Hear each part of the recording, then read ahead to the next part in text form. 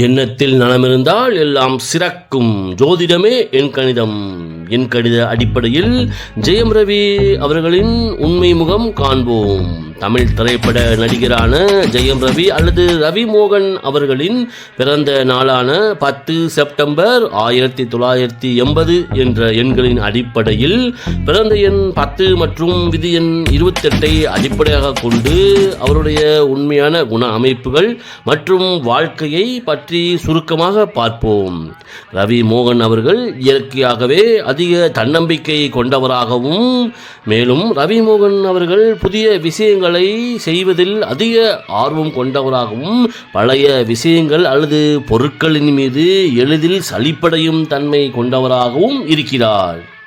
மேலும் ரவி மோகன் அவர்கள் மற்றவர்களின் கருத்துக்கு முக்கியத்துவம் கொடுத்தாலும் இறுதியில் தன்னுடைய சொந்த முடிவையே பிரச்சனைகளுக்கான தீர்வாக எடுத்துக்கொள்ளும் தனித்தன்மை கொண்டவராக இருக்கிறார். மேலும் ரவி மோகன் அவர்கள் எங்கும் எதிலும் பிறரை சார்ந்து வாழ்வதில் ஆர்வம் இல்லாதவராகவும் தன்னுடைய சுய பாதையை வகுத்து கொண்டு செயல்படும் துணிச்சல் மிக்கவராகவுமே இருக்கிறார்.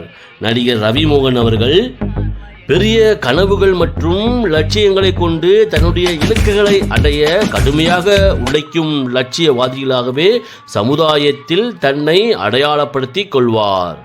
நடிகர் ஜெயம் ரவி அவர்கள் புதிய விஷயங்களில் அதிரடியாக ஈடுபட்டு அதனால் வரும் சவால்களான பிரச்சனைகளை கண்டு அஞ்சாத நெஞ்சுரம் கொண்டவராகவே செயல்படுகிறார். நடிகர் ரவி மோகன் அவர்கள் தன்னுடைய திறமை மீது அதீத நம்பிக்கை கொண்டவராகவே இருக்கிறார். இதுபோன்ற அவருடைய செயல்பாடுகளின் வெளிப்பாடானது பார்ப்பவர் கண்களுக்கு ஜெயம் ரவி அவர்கள் ஆணவம் கொண்டவராகவே வெளிப்படுவார்.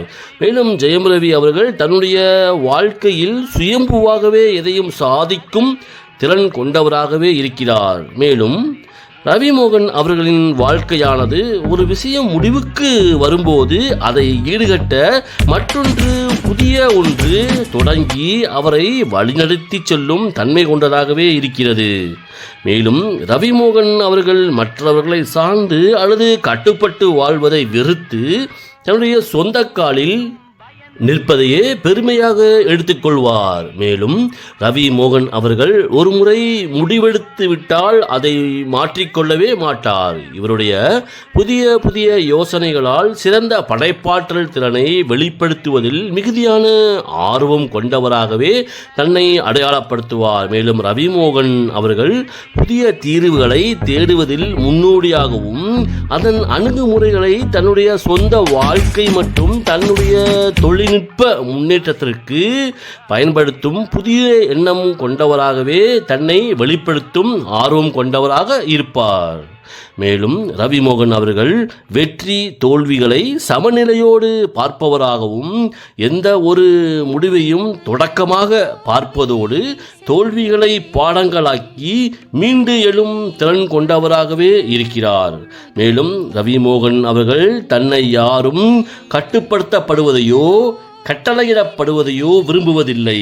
மாறாக ஆழ்ந்த தனித்துவமான சுதந்திர எண்ணங்கள் கொண்டவராகவே இருக்கிறார். மேலும் ஜெயம் ரவி அவர்கள் பாராட்டினால் அதிக மகிழ்ச்சி அடைபவராகவும் ஜெயம் ரவி அவர்களை பாராட்டினால் அதிக மகிழ்ச்சி அடைபவராகவும் தன்னுடைய அங்கீகாரம் மறுக்கப்படும் போது அதிகப்படியான விரக்தி நிலைக்கு சென்று சோர்வான மனநிலையில் தன்னை தனிமைப்படுத்தி கொண்டு உற்சாகமற்று காணப்படுவார். மேலும் நடிகர் ரவி மோகன் அவர்கள் தான் செய்யும் காரியங்களுக்கு ஏற்ப பலன்களை அனுபவிக்கும் வாழ்க்கை அமைப்புகளையே இப்பிறவியில் வரமாகவோ அல்லது சாபமாகவோ வாங்கிக் கொண்டு வந்து இருக்கிறார். அதாவது ரவி மோகன் அவர்கள் நற்காரியங்கள் புரியும் போது நன்மையான வாழ்க்கை அமைப்புகளையும் தீய காரியங்கள் புரிந்தால் பெரும் சவால்களான பிரச்சனைகளை சந்திக்கும் வாழ்க்கை அமைப்புகளையும் சனி பகவான் கொடுக்க தயாராகவே இருக்கிறார். மேலும் ரவிமோகன் அவரது வாழ்க்கையின் ஒரு கட்டத்தில் தன்னுடைய நெருங்கிய உறவுகள் மற்றும் நண்பர்களின் துரோகத்தால் எதிர்பார்க்காத இழப்புகளை ஏற்படுத்தும் வாய்ப்புகள் அதிகமாகவே உள்ளது. இதுபோன்ற நிகழ்வுகள் யாவும் ரவிமோகன் அவர்களை மிகவும் எச்சரிக்கையான மனிதராகவே மாற்றிவிடும். ஆனால் இதுபோன்ற நிகழ்வுகளுக்கு உறவுகளில் நம்பிக்கையின்மை, தவறான புரிதல்கள் மற்றும் அதிகார போராட்டங்கள் போன்றவைகளே காரணமாக இருக்கும். மேலும் ரவிமோகன் அவர்களின் வாழ்க்கையானது ஃபீனிக்ஸ் பறவையின் வாழ்க்கையை எடுத்துக்காட்டாகவே கூறலாம். ஃபீனிக்ஸ் பறவையானது தன்னைத்தானே நெருப்பில் எரித்துக்கொண்டு சாம்பலில் இருந்து மீண்டும் புதிய மற்றும் இளமையான ஃபீனிக்ஸ் பறவையாக புதிய பலத்துடன் இன்னும் அழகாகவும் வலிமையாகவும் உயிர்த்தெழும் திறன் கொண்ட ஃபீனிக்ஸ் பறவையைப் போல ரவிமோகன் அவர்களும் ஃபீனிக்ஸ் பறவையாக அசைக்க முடியாத நம்பிக்கையோடு மீண்டு எழும் வல்லமை மற்றும் சக்தி வாய்ந்த மனிதராகவே என்றென்றும் ஜொலிப்பார். நன்றி, வணக்கம்.